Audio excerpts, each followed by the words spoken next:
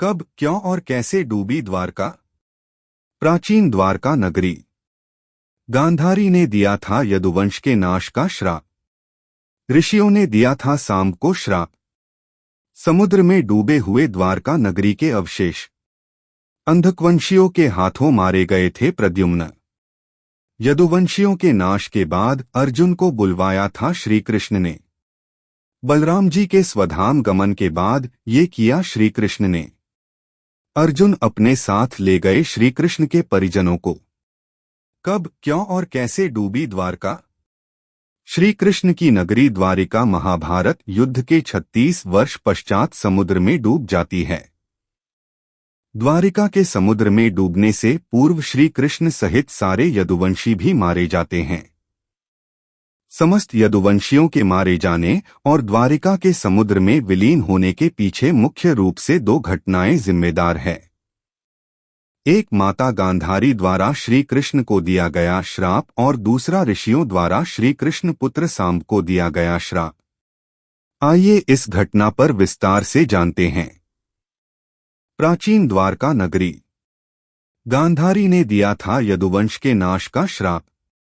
महाभारत युद्ध की समाप्ति के बाद जब युधिष्ठिर का राजतिलक हो रहा था, तब कौरवों की माता गांधारी ने महाभारत युद्ध के लिए श्री कृष्ण को दोषी ठहराते हुए श्राप दिया कि जिस प्रकार कौरवों के वंश का नाश हुआ है, ठीक उसी प्रकार यदुवंश का भी नाश होगा। ऋषियों ने दिया था सांब को श्राप। महाभारत युद्ध के बाद जब 36वां वर्ष आरंभ हुआ तो तरह तरह के अपशकुन होने लगे। एक दिन महर्षि विश्वामित्र, कण्व, देवर्षि नारद आदि द्वारका गए। वहां यादव कुल के कुछ नवयुवकों ने उनके साथ परिहास मजाक करने का सोचा। वे श्रीकृष्ण के पुत्र सांब को स्त्री वेश में ऋषियों के पास ले गए और कहा कि ये स्त्री गर्भवती है, इसके गर्भ से क्या उत्पन्न होगा। ऋषियों ने जब देखा कि ये युवक हमारा अपमान कर रहे हैं तो क्रोधित होकर उन्होंने श्राप दिया कि श्री कृष्ण का यह पुत्र वृष्णि और अंधकवंशी पुरुषों का नाश करने के लिए एक लोहे का मूसल उत्पन्न करेगा, जिसके द्वारा तुम जैसे क्रूर और क्रोधी लोग अपने समस्त कुल का संहार करोगे। उस मूसल के प्रभाव से केवल श्री कृष्ण व बलराम ही बच पाएंगे। श्री कृष्ण को जब यह बात पता चली तो उन्होंने कहा कि ये बात अवश्य सत्य होगी। समुद्र में डूबे हुए द्वारका नगरी के अवशेष। मुनियों के श्राप के प्रभाव से दूसरे दिन ही सांब ने मूसल उत्पन्न किया। जब यह बात राजा उग्रसेन को पता चली तो उन्होंने उस मूसल को चुराकर समुद्र में डलवा दिया। इसके बाद राजा उग्रसेन व श्री कृष्ण ने नगर में घोषणा करवा दी कि आज से कोई भी वृष्णि व अंधकवंशी अपने घर में मदिरा तैयार नहीं करेगा। जो भी व्यक्ति छिपकर मदिरा तैयार करेगा उसे मृत्युदंड दिया जाएगा। घोषणा सुनकर द्वारकावासियों ने मदिरा नहीं बनाने का निश्चय किया। द्वारका में होने लगे थे भयंकर अपशकुन। इसके बाद द्वारका में भयंकर अपशकुन होने लगे। प्रतिदिन आंधी चलने लगी। चूहे इतने बढ़ गए कि मार्गों पर मनुष्यों से ज्यादा दिखाई देने लगे। वे रात में सोए हुए मनुष्यों के बाल और नाखून कुतरकर खा जाया करते थे। सारस उल्लुओं की और बकरे गीदड़ों की आवाज निकालने लगे। गायों के पेट से गधे, कुत्तियों से बिलाव और नेवलियों के गर्भ से चूहे पैदा होने लगे। उस समय यदुवंशियों को पाप करते शर्म नहीं आती थी। अंधकवंशियों के हाथों मारे गए थे प्रद्युम्न। जब श्री कृष्ण ने नगर में होते इन अपशकुनों को देखा तो उन्होंने सोचा कि कौरवों की माता गांधारी का श्राप सत्य होने का समय आ गया है।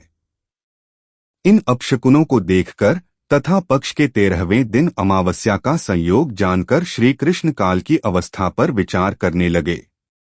उन्होंने देखा कि इस समय वैसा ही योग बन रहा है जैसा महाभारत के युद्ध के समय बना था। गांधारी के श्राप को सत्य करने के उद्देश्य से श्री कृष्ण ने यदुवंशियों को तीर्थयात्रा करने की आज्ञा दी। श्री कृष्ण की आज्ञा से सभी राजवंशी समुद्र के तट पर प्रभास तीर्थ आकर निवास करने लगे। प्रभास तीर्थ में रहते हुए एक दिन जब अंधक व वृष्णि वंशी आपस में बात कर रहे थे, तभी सात्यकी ने आवेश में आकर कृतवर्मा का उपहास और अनादर कर दिया। कृतवर्मा ने भी कुछ ऐसे शब्द कहे कि सात्यकी को क्रोध आ गया और उसने कृतवर्मा का वध कर दिया। यह देख अंधकवंशियों ने सात्यकी को घेर लिया और हमला कर दिया। सात्यकी को अकेला देख श्री कृष्ण के पुत्र प्रद्युम्न उसे बचाने दौड़े। सात्यकी और प्रद्युम्न अकेले ही अंधकवंशियों से भिड़ गए, परंतु संख्या में अधिक होने के कारण वे अंधकवंशियों को पराजित नहीं कर पाए और अंत में उनके हाथों मारे गए। यदुवंशियों के नाश के बाद अर्जुन को बुलवाया था श्री कृष्ण ने।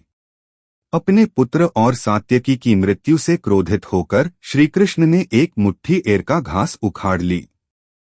हाथ में आते ही वह घास वज्र के समान भयंकर लोहे का मूसल बन गई। उस मूसल से श्री कृष्ण सभी का वध करने लगे। जो कोई भी वह घास उखाड़ता वह भयंकर मूसल में बदल जाती। ऐसा ऋषियों के श्राप के कारण हुआ था। उन मूसलों के एक ही प्रहार से प्राण निकल जाते थे। उस समय काल के प्रभाव से अंधक, भोज, शिनी और वृष्णि वंश के वीर मूसलों से एक दूसरे का वध करने लगे। यदुवंशी भी आपस में लड़ते हुए मरने लगे। श्री कृष्ण के देखते ही देखते सांब, चारुदेशन, अनिरुद्ध और गद की मृत्यु हो गई। फिर तो श्री कृष्ण और भी क्रोधित हो गए और उन्होंने शेष बचे सभी वीरों का संहार कर डाला। अंत में केवल दारुक, श्री कृष्ण के सारथी, ही शेष बचे थे। श्री कृष्ण ने दारुक से कहा कि तुम तुरंत हस्तिनापुर जाओ और अर्जुन को पूरी घटना बताकर द्वारका ले आओ। दारुक ने ऐसा ही किया। इसके बाद श्री कृष्ण बलराम को उसी स्थान पर रहने का कहकर द्वारका लौट आए। बलराम जी के स्वधाम गमन के बाद ये किया श्री कृष्ण ने। द्वारका आकर श्री कृष्ण ने पूरी घटना अपने पिता वसुदेव जी को बता दी। यदुवंशियों के संहार की बात जानकर उन्हें भी बहुत दुख हुआ। श्री कृष्ण ने वसुदेव जी से कहा कि आप अर्जुन के आने तक स्त्रियों की रक्षा करें। इस समय बलराम जी वन में मेरी प्रतीक्षा कर रहे हैं, मैं उनसे मिलने जा रहा हूं। जब श्री कृष्ण ने नगर में स्त्रियों का विलाप सुना तो उन्हें सांत्वना देते हुए कहा कि शीघ्र ही अर्जुन द्वारका आने वाले हैं, वे ही तुम्हारी रक्षा करेंगे। ये कहकर श्री कृष्ण बलराम से मिलने चल पड़े। वन में जाकर श्री कृष्ण ने देखा कि बलराम जी समाधि में लीन हैं। देखते ही देखते उनके मुख से सफेद रंग का बहुत बड़ा सांप निकला और समुद्र की ओर चला गया। उस सांप के हजारों मस्तक थे। समुद्र ने स्वयं प्रकट होकर भगवान शेषनाग का स्वागत किया। बलराम जी द्वारा देह त्यागने के बाद श्री कृष्ण उस सूने वन में विचार करते हुए घूमने लगे।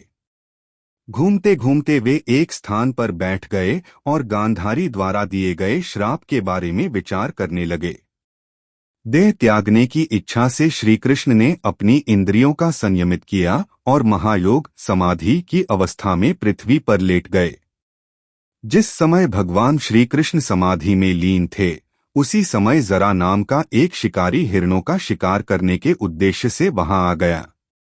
उसने हिरण समझकर दूर से ही श्री कृष्ण पर बाण चला दिया। बाण चलाने के बाद जब वह अपना शिकार पकड़ने के लिए आगे बढ़ा तो योग में स्थित भगवान श्री कृष्ण को देखकर उसे अपनी भूल पर पश्चाताप हुआ। तब श्री कृष्ण को उसे आश्वासन दिया और अपने परमधाम चले गए। अंतरिक्ष में पहुंचने पर इंद्र, अश्विनी कुमार, रुद्र, आदित्य, वसु, मुनि आदि सभी ने भगवान का स्वागत किया। इधर दारुक ने हस्तिनापुर जाकर यदुवंशियों के संहार की पूरी घटना पांडवों को बता दी। यह सुनकर पांडवों को बहुत शोक हुआ। अर्जुन तुरंत ही अपने मामा वसुदेव से मिलने के लिए द्वारका चल दिए। अर्जुन जब द्वारका पहुंचे तो वहां का दृश्य देखकर उन्हें बहुत शोक हुआ। श्री कृष्ण की रानियां उन्हें देखकर रोने लगी। उन्हें रोता देखकर अर्जुन भी रोने लगे और श्री कृष्ण को याद करने लगे। इसके बाद अर्जुन वसुदेव जी से मिले। अर्जुन को देखकर वसुदेव जी बिलख बिलख रोने लगे। वसुदेव जी ने अर्जुन को श्री कृष्ण का संदेश सुनाते हुए कहा कि द्वारका शीघ्र ही समुद्र में डूबने वाली है, अतः तुम सभी नगरवासियों को अपने साथ ले जाओ। अर्जुन अपने साथ ले गए श्री कृष्ण के परिजनों को। वसुदेव जी की बात सुनकर अर्जुन ने दारुक से सभी मंत्रियों को बुलाने के लिए कहा। मंत्रियों के आते ही अर्जुन ने कहा कि मैं सभी नगरवासियों को यहाँ से इंद्रप्रस्थ ले जाऊंगा, क्योंकि शीघ्र ही इस नगर को समुद्र डूबा देगा।